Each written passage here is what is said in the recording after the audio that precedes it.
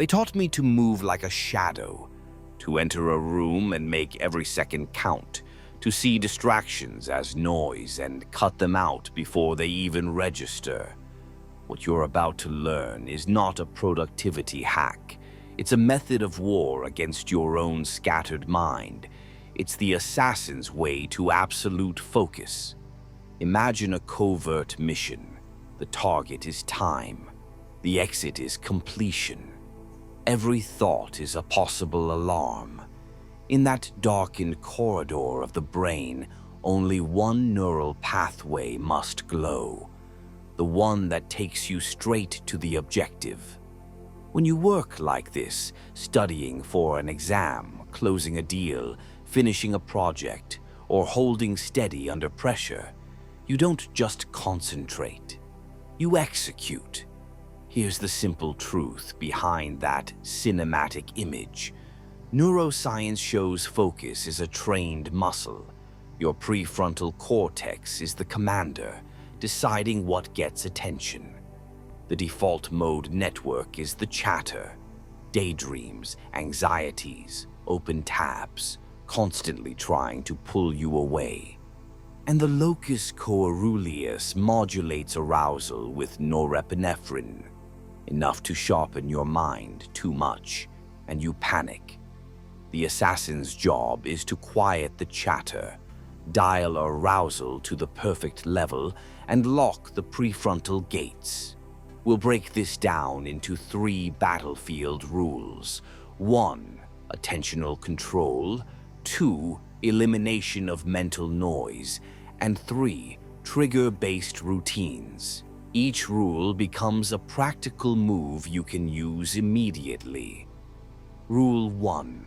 Attentional control. This is deliberate direction of cognitive resources.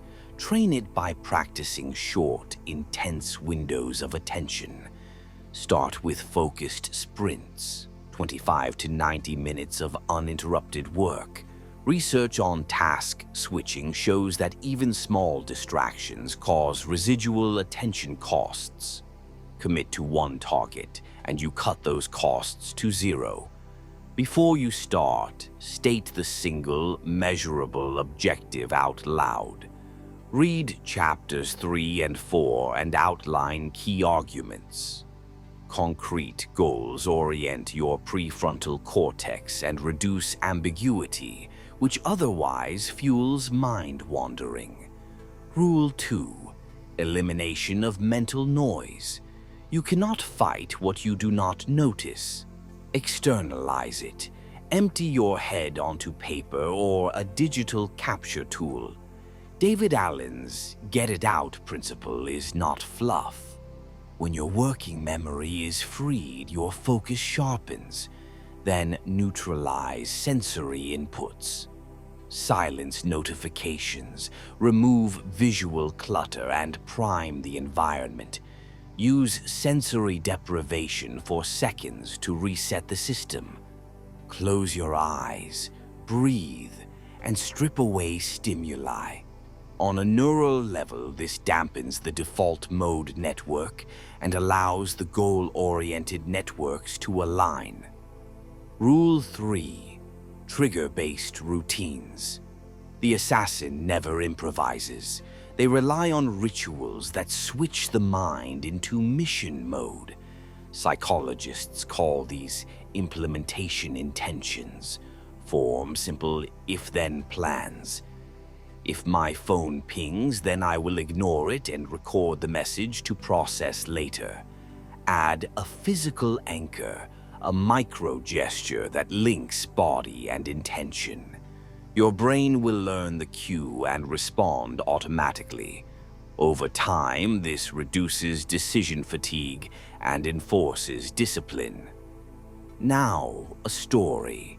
In a midtown conference room, a negotiator named Mara had $1 billion contract on the table. The meeting ran long, tensions rose, and her mind threatened to fragment. She closed her eyes for 30 seconds, did a sensory isolation drill, pressed her thumb and middle finger together, and said, 3 points, then close. The ritual calmed her locus coeruleus, let her prefrontal cortex filter out the noise, and she delivered 3 concise concessions that steered the deal home. The room had been chaotic. She left with the contract. That ritual had nothing mystical, just a practiced reset, a clear goal, and a tiny physical anchor. It worked because it reduced cognitive load and increased clarity. Another example, a graduate student facing a looming thesis defense. She used a 90-minute deep work block every morning, cleared her desk of everything but the manuscript, and set a single micro goal: draft the introduction. After 2 weeks, she'd rewritten it twice, each pass better than the last. That steady, ritualized discipline is how flow states are built. Flow isn't mystical, it's sustained attentional control, optimized by environmental and behavioral scaffolding. You want a practical assassin's ritual you can use daily. This is a 5-minute protocol you can do before any high-stakes task. Assassin's ritual. 5 minutes to lock in. 1.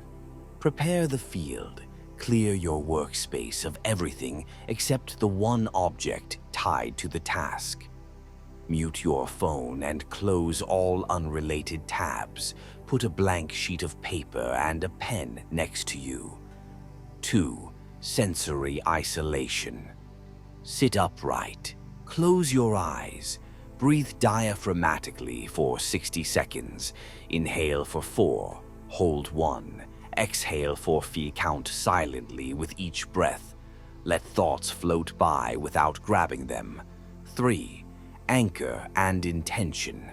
Open your eyes. Press your thumb to your middle finger and speak a precise goal. Complete the next 50 lines, or finish the executive summary in 45 minutes. Make it measurable and immediate. 4. Micro-plan and commit. Write one tiny first action on the paper. No more than 1 sentence. Start the timer for a focused block.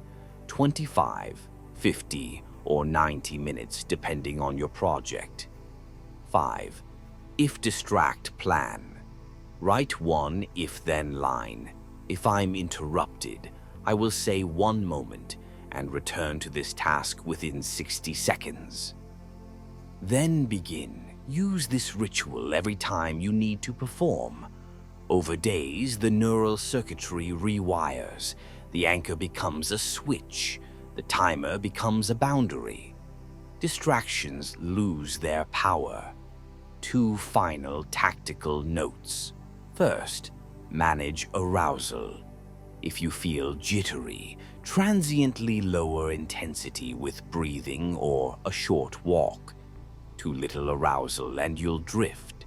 Too much and you'll freeze. Find your sweet spot. Second, reward closure. End each session with a 2-minute review.